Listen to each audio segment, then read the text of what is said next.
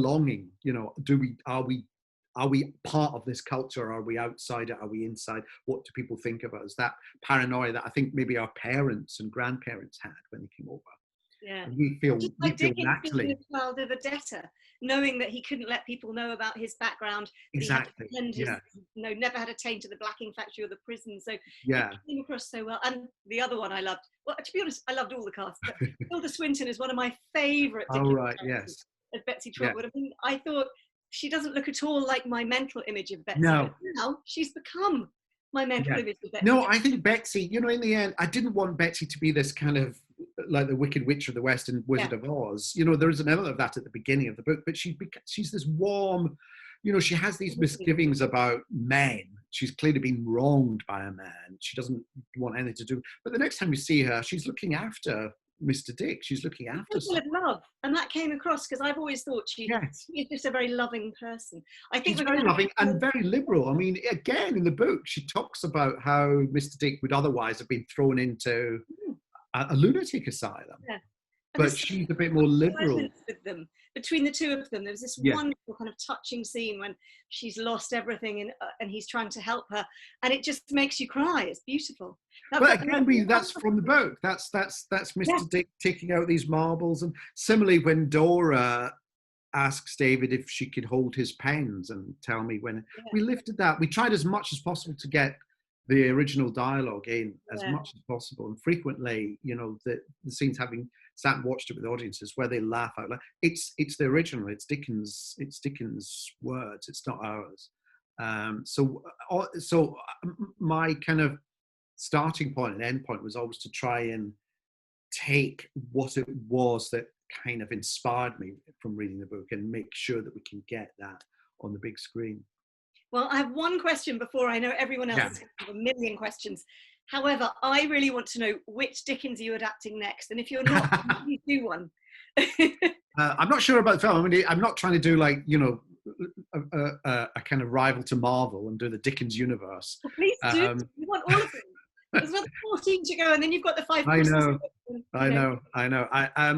Simon Blackwell, who I wrote it with and who's a huge Dickens fan, his favourite is Pickwick Papers, just because it's so funny. So we might do like a stage version of that. That would be really funny. Personally, I'm a big fan of Little Dorrit. I love Little Dorrit, but that's a much more serious, but I think it's a very powerful. There's a lot of humour that you could get in there. I mean, all their travels through Italy and everything.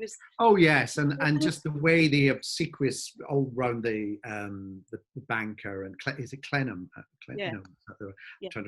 And his little kind of hand, his handshake is described like a wet fish.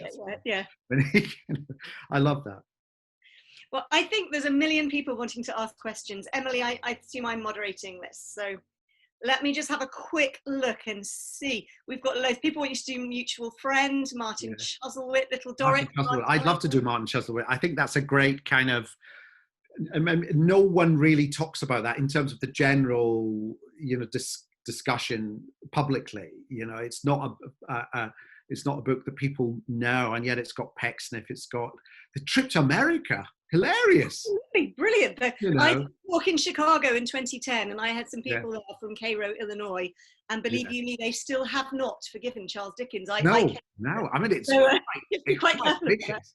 That appeals to me. Now,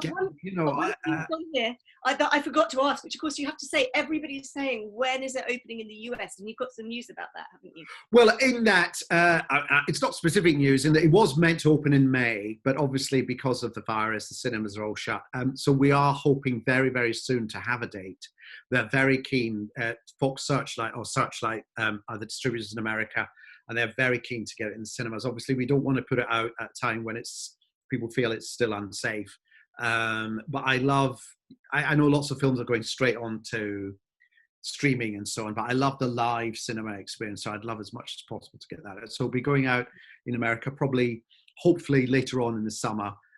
It's beginning to come out quite soon across Europe as various countries ahead of us in the curve are opening up.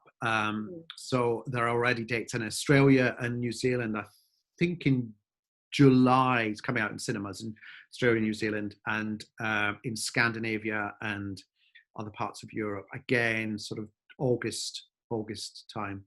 Obviously, everyone is very mindful of what the situation might be, and so dates might change nearer the time, because nobody wants to. I don't want to lure people to their death in order to see the film. Well, exactly, and that's not in the spirit of the book. No, I mean, absolutely. And now I've got a few questions here. So one from Emily. Were there any scenes that you had wanted to adapt, but you couldn't put in because you just didn't? Well, as the kind of true Copperfield fans are the first to tell me as soon as they've seen it, there's no Barkis. Barkis is willing and Barkis dying has gone. Although we give elements of Barkis's character to Dan Peggotty, played by Paul Whitehouse, Peggotty's brother. Only because in that thing of having to get it down to 2 hours, and I also wanted to make it a film that didn't feel beholden to other adaptations. I didn't want to do like the greatest hits. I wanted to do my take on the film, which was very much about making it for an audience today without diluting the language or the themes. The darkness and the light, the comedy and the tragedy in places. I wanted to preserve all that, but I wanted an audience to come to who didn't know the book, might not read of any Dickens, didn't know anything about the history. I didn't want them to feel that they were excluded from it. If anything, I wanted them to come in and feel that they could like walk into the film, just take part in the film.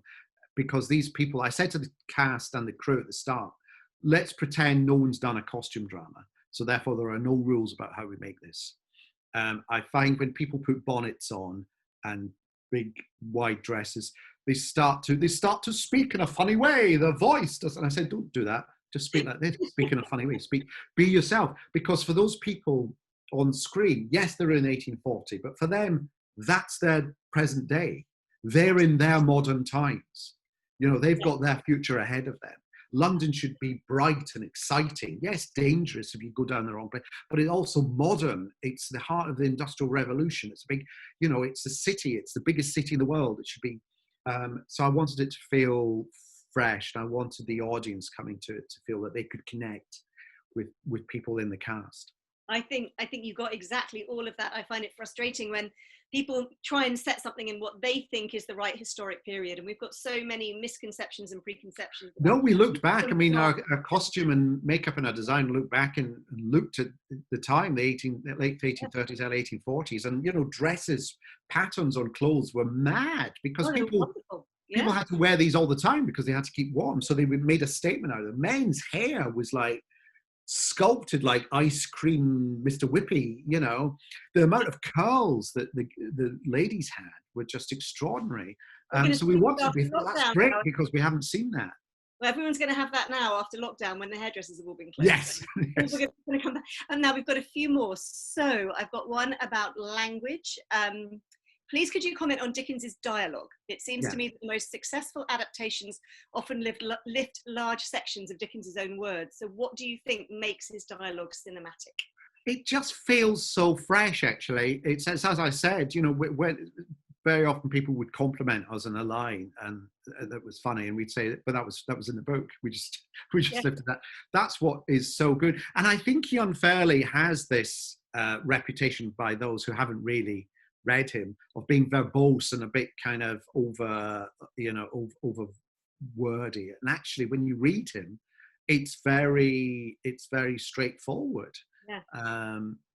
What I loved about David Copperfield was the way he writes it. It's slightly Joycean in the first chapter because it's about a little baby being born and just discussing shapes and sounds. It's all in words of like 1 or 2 syllables only. It's very, very simple.